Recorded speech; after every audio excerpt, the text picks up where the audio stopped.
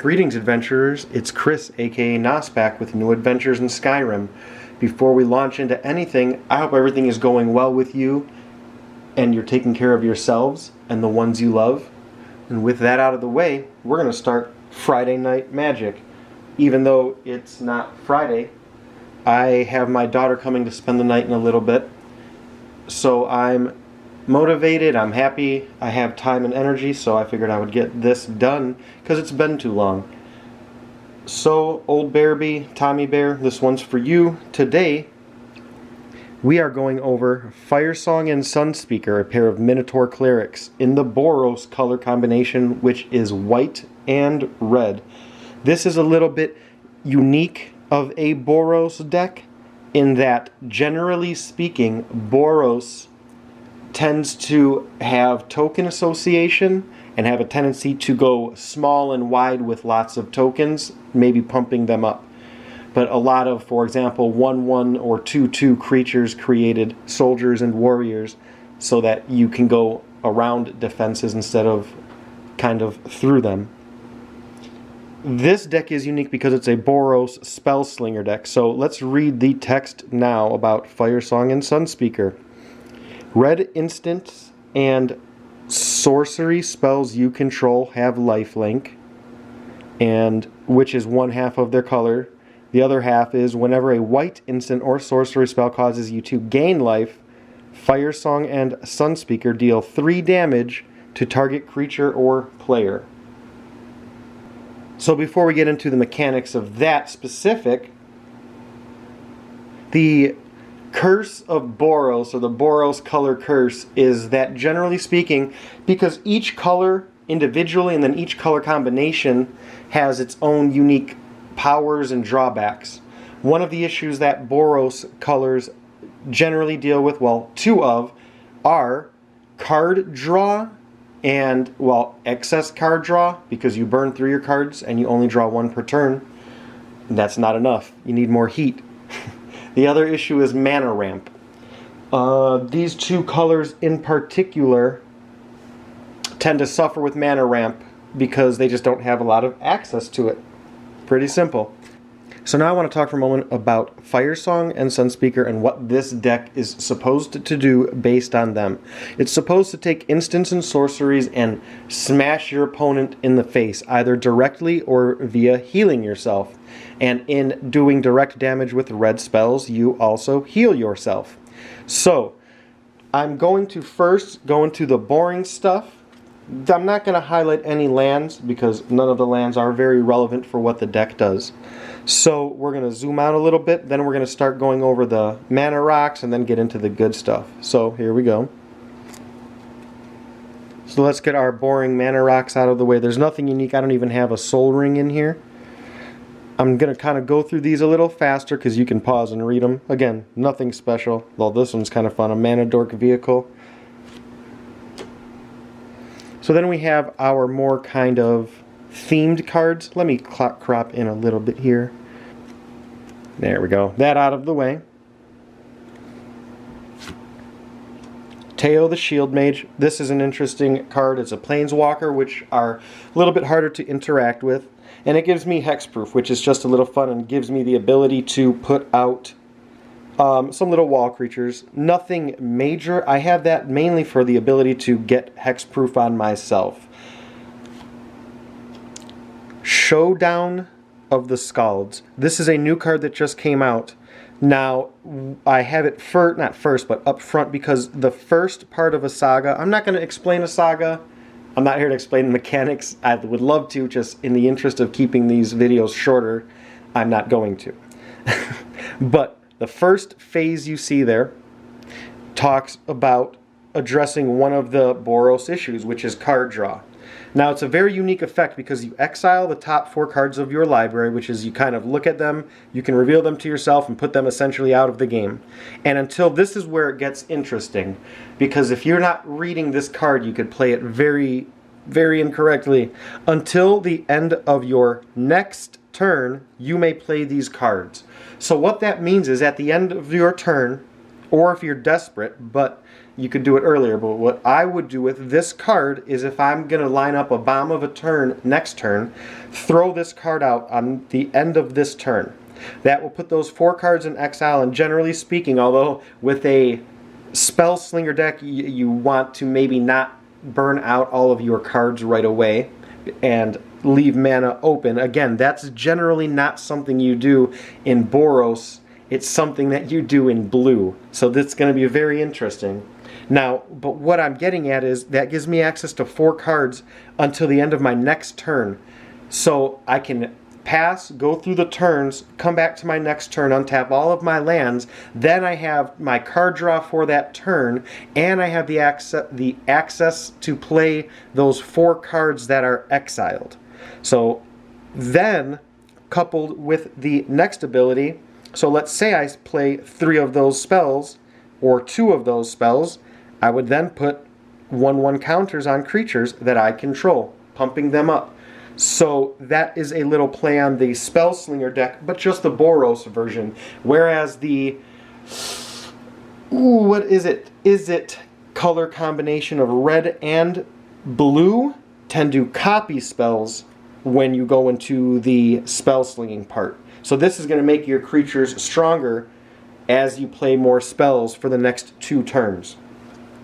That out of the way, this is a new card also, Cosmos Elixir, which addresses another of the, well, not the mana ramp, but another card draw issue. So at the beginning of your end step, draw a card if your life total is greater than your starting life total. Now, based on my cards drawing life, that should be. If that's not the case, the next part kind of helps alleviate that and get me closer to card draw. Otherwise, so if I don't have higher life than I started with, I gain 2 life, and I'm 1 step closer to doing that next turn. Angelic Accord at the beginning of each end step. That's very key because on my player's turn, if I gain 4 life or more, I will then create an angel. And if it goes on to another player's turn and I gain 4 more life and then back to mine, I can gain basically 3 angels per turn with that. Now, it seems a little tricky, but now let's start going on to the cards. Now, these are interesting because outside of the commander, I can support that condition with Authority of the Consuls, which the first condition has nothing to do with it. This is just a nice way to slow down opponents, especially if they have a lot of mana dorks, like in the green colors. So they could play a 1/1 elf that would tap, especially, well, maybe not because they will have summoning sickness, but if they can, they enter tapped. The key condition is the part under that. When a creature enters the battlefield under an opponent's control, I gain 1 life. Now, if I have that paired with that, it gets me closer to every turn as opponents play, or if they are playing a going wide deck, playing a bunch of 1/1s like Boros is prone to do, you would see this triggering the next effect. This is very similar, but I want to touch on one more thing after this. But as you can see, it also has the first condition, or is it the second? I'm sorry. The second. So the first condition is the one I'm talking about with life gain. Whenever a creature enters a control under an opponent's, or I'm sorry, under my control, I gain a life, but the next part I ding them. Now, one thing I did, and I'm going to start reworking into this deck, and I'll tell you why it's hard in one moment, is I'm going to make it a party-themed deck from Zendikar. And that is where it focuses on clerics, warriors, rogues, and wizards being in your party. As you can see, those two both happen to be clerics. It's hard to get rogues and a little bit difficult to get wizards in red, but you'll see that mechanic kind of come through. So these two are clerics in and of themselves, and you'll start to see some more. And I have some cards set aside that will add a little bit more once I get some maybe shapeshifters or changelings, or I know there's some red wizards that do good, but red wizards are very wonky and don't fit the theme of this deck because red wizards tend to do things like have you discard a card to draw 2 or discard a card to draw, something like that, which is not what I am necessarily going for in this deck. Bergy, God of Storytelling. This is another new card. This goes with the Storm theme in that if you read the first line, whenever you cast a spell, add a red mana to my mana pool. So if I cast a lightning bolt for 1 and zap you for 3, I'll get a red mana, and that doesn't go away until the end of my turn, which is nice. The second part is irrelevant, as right now I haven't had or don't have much, if any, boast. I may have one or two. That's kind of irrelevant. But there's a card on the back. Maybe I'll go and... No, I'll do it. I'll just kind of pause it and do some editing. So, I have the option to play her as Harnfell Horn of the Bounty. That will allow me to discard a card and exile the top 2 cards of my library and play. This is similar to the effect before, but as I mentioned, this one says you may play those cards this turn. Generally speaking, the exile cards, and you may play them till the end of this turn, tend to have a lower cost, which is in this case, discard a card, or pay 1 red mana to exile the top card. But the ones that generally allow you to play them to the end of the next turn have a higher mana cost associated with casting it or playing it, generally speaking. So, this is just an oldie but a goodie, Lightning Greaves. This one I'm interested in. This can put in a lot of work. Now, it may not seem like it, as when you imprint it has to be a mana cost of 2 or less, but you'll see coming up that it gives me a lot of variety in here. What that allows me to do is essentially remove that card from the game, but put the effect of it onto this artifact and let me cast that for 2. Now if I do something like a lightning bolt for 1 mana and put it under this, I'm losing 1 mana. However, I can lightning bolt you in the face for 2 mana every turn, which casting that with Firesong and Sunspeaker would blast you in the face and give me 3 life. Now we're going to go on to creatures. Some of these are themed but just support. This card is wonderful in my opinion because it's a 1-drop, which is, again, you'll see I try to keep the mana curve low in this, but it's very, it has much utility because it's flying in first strike. At the very least, even late game, for example, if you have a flying commander on the board, I can just block with this and chump block it to stop that damage. But early game, this could put, if I get this in my opening hand, it's generally speaking going to be 2 or 3 turns before an opponent can react directly or with getting a creature in the air to be able to do anything to this. And I really like that. This is another 1-drop creature that's a little bit different. I'll let you read that again, but this deck does not have a lot of flying. And this is one of the ways I can deal with that, as opposed to lightning bolting and zapping them to death. Or gaining life with white instants and sorceries and doing 3 damage. Additionally, that can become an issue, which is one thing I need to address in here with Glaring Spotlight and a few other cards, is if opponents or creatures have hexproof or shroud. I have to find a way to make sure I don't get hindered by that. Also, that's a cleric. So again, going with that party theme, another human cleric right here, which is generally here for that, but the indestructible ability can help.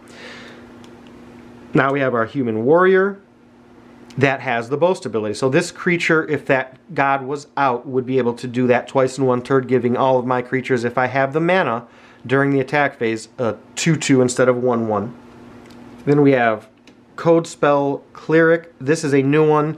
It's not the best. It's another 1/1 that I'm just a big fan of 1/1s that do something more than just be a 1/1 for 1. A 1/1 with Vigilance is nice. Again, early game, that gives me an option to swing but have him open to block. The other thing is if it's a later turn game, I can make him a little bigger, going with my Spell Slinger theme. Here we have another warrior. This is one with flying, one of the rare ones in here. Again, this has Foretell, which is nice. I may take this out because it is a little expensive, but the Foretell cost helps alleviate that slightly. In that unless I get maybe Glaring Spotlight or a few other cards, because that's a 1-drop, the second paragraph is somewhat conditional that it has to be a permanent costing 2 or less in terms of converted mana. So I'll have to dance with that. And you'll see there are a few coming up. We may have actually passed a few. Going on, we have Sigrid, God Favored, another new card, a warrior. So again, that goes with the party theme. This is a nice card because I have a card that will let me tutor it up later. Protection from gods and first strike, flash, all that is super relevant. And then it's a isolation field on a character, essentially, which means when she comes into the battlefield, I can exile a target attacking or blocking creature until she leaves. So if they're attacking me with something big with counters, it's really nice because if I exile it, all those counters are removed. That's just a nice defensive card. And again, low cost, I like that. Another human cleric. This is going, again, hitting on the spell slinger, lots of spells, gaining life. Not that, now for some context, this, because of the way it is worded, when you cast your second spell each turn, you gain 2 life. That would not trigger Firesong and Sunspeaker, because if I lightning bolt you again for 1 mana for 3 damage, that damage would get me 3 life, because it would give me lifelink. However, this part would not trigger because the condition is that the sorcery or instant has lifelink. So this is actually a damage condition set elsewhere, not actually by an instant or sorcery. Now we go on to a little bit more of the party themes. This one is cool. Right now I may only get to cast it for 2 or 3 less, but it's a big body. However, if I can get this out, this is interesting because it's a 2-drop, so this creature comes out for 2. By doing that, since I now have a cleric, rogue, warrior, and wizard, this one will cost 4 less, so I would cast a 7/5 for 3 with this creature on the battlefield. This is just a great card for this deck. I suggest you read it because it does so much in terms of beefing up my creatures or getting out those cards, those instants and sorceries that I need, just by unequipping it and re-equipping it. This is, oh, this one, now we're getting into the good stuff. This is where I love Magic. Primal Amulet. It reduces. Now, that's pretty self-explanatory. The thing I want you to focus on is, okay, so we have Solemnity in the center. This is key. This card is meant to punish people, especially who do counter decks. Now, what I love is using it to my benefit to where I cannot get counters, because it does not say opponents cannot get counters, opponents, creatures, etc. Nothing can get counters, my stuff included. Now, I'm going to start with the one on the right. So what that means is Delaying Shield. If you attack me with a 50/50 dragon, and I have these 2 cards out, if I would be dealt damage, I would instead put that many counters on this. And at the beginning of my next upkeep, I would have to remove all those counters, and unless I pay that mana, take a damage for each. But since I can't put any counters, what that would mean is I would take 0 damage, put 0 counters on here, and then by the next turn, my next upkeep, if I don't pay 0 for all the counters I have, which is 0, I lose that much life. I just don't lose the life because no counters were put on that would take that life. That is interesting to me. Now this one gets even more tricky because depending on what I'm doing, I may not want Primal Amulet to flip. So what that card does is as I play instants and sorceries, it gets counters. Once it hits 4 or more, I would have to flip it. But let's say I'm doing a string of spells that are, for example, a red and 1, a red and a white and 1, or a white and 2, but I want those 3 spells to be reduced. I could play that with Solemnity out and negate what will be this, and I'm going to flip it now. So that will flip over into Primal Wellspring, which when I play an instant or sorcery copies it. Now that's a great spell for if I'm playing, for example, a Fireball for 16 damage and I want to do, I don't know, 32 instead. I can have that card open, and when I play that card it will copy it and allow me to send out another Fireball. Now again, so one side of that card is generally more geared towards little dingers. This one is meant for big X bombs. So with that trickiness and nastiness out of the way, we're going to get into the broccoli and steak of the deck here. We're going to go into all the instants and sorceries. I have mainly set up by mana cost, but the first several I'm going to go over how they interact with Firesong and Sunspeaker, because again it's a little trickier than most would think. So here we have Spike Field Hazard, an instant for 1. It deals 1 damage to any target. The other part is irrelevant, but if that creature dies it gets exiled instead of going to the graveyard. So with this card being played, It would not trigger the second part, which is about white instants or sorceries, but it will trigger the first part, which gives me that card lifelink. So it will deal 1 damage and I'll gain 1 life. If the card were to deal 2 damage, I would get 2 life, etc. If I do a fireball for 50, I would gain 50 life. So we have our next white card for 1. You gain 5 life. It's pretty self-explanatory, and that's actually a sorcery, sorry. So I would play that card and gain 5 life, which would not trigger the first part because it's not a red spell, but a white instant or sorcery that causes me to gain life has them deal 3 damage to any, we'll say, target. So I would play this card, gain my 5 life, and then zap essentially with a lightning bolt to any target on the battlefield. So that's kind of cool. So as I'm gaining life with these cards, I'm zapping you or your creatures, and as I'm zapping your creatures, I'm getting bigger with red spells. Now this is where it gets kind of tricky. War Leaders Helix is a red and a white spell. So let's go over the first part. It triggers both conditions. It deals 4 damage to target creature or player. So as I do that, that spell now gains lifelink. As I blast you in the face for 4, I'm going to gain 4 life. Then the second part, I gain 4 life. That triggers the second part, which then gives me 3 damage to assess out to any target that I want. So these cards are a little more tricky because they do both. But keep in mind, it has to be the card dealing the damage, not a creature or enchantment, for example, that does damage when you play an instant or sorcery, or when you gain life, or something like that. It has to be the instant or sorcery. So this lightning bolt would deal 3 damage to the face, and then I would gain 3 life. This would deal up to 2 damage, and I would gain 2 life.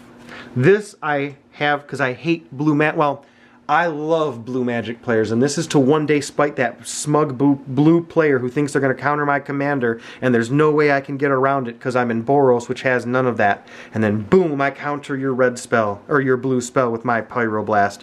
And for a little bit of context, that's an old, it's a reprint of an old card that I have. Man, I love it, from the old Magic days. And speaking of old Magic cards, Healing Salve. This card is a little bit more unique in that I can gain 3 life, which would then let me blast something in the face.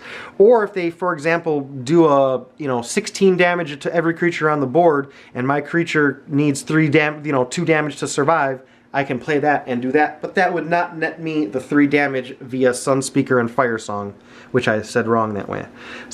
Going on about, actually this is a newer card too. Spell slinging decks, this is that. If you read it, it just basically allows me to copy a spell that has mana cost, what, 4 or less, I believe? Yes. With the Foretell ability. Now, what I like about Foretell and why I'm kind of going a little heavier in this deck, as you're kind of may see, that may be all of them, there may be a couple more. What it does is, because Boros struggles with mana, it allows me to be a little more flexible. I can put it out there and threaten you with it. In fact, I don't think I need to even show it if I foretell it, so it's hidden, yeah, so it's face down. They don't see it. So I can put these cards and cast them for less next turn. This one, as a matter of fact, costs more to cast if I foretell it and then cast it, but that's not the point I'm doing it. Most of them are meant to be played, so you foretell them and then cast them for cheaper, but later. Justice Strike. Target deals damage to itself equal to its power. So if you have a 4/4 out, I can do this. Your dead creature will deal 4 damage to itself, killing it. Then I will get 4 life for the red spell causing damage to that creature, but I will not do 3 damage because the gaining life is not from that card. It's from Firesong and Sunspeaker.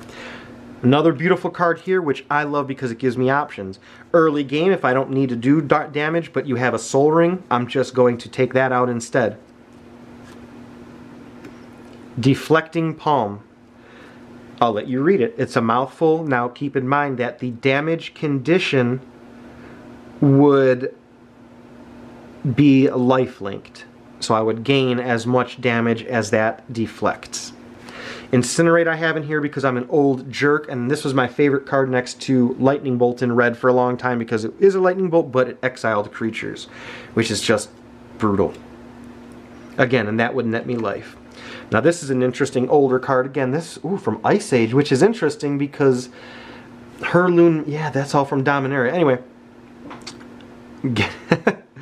So this is an interesting card because for 2 mana, I'll gain 1 life, which will then have me lightning bolt you in the face or 3 damage to one of your creatures. Then I draw a card, which is nice because that's just, again, a little thing that Boros has issues with. So I get a little bit of life, I get to lightning bolt you, which I love, and then I get to draw a card as long as I pay attention because it's at the next turn's upkeep, yeah, beginning. So that's kind of interesting.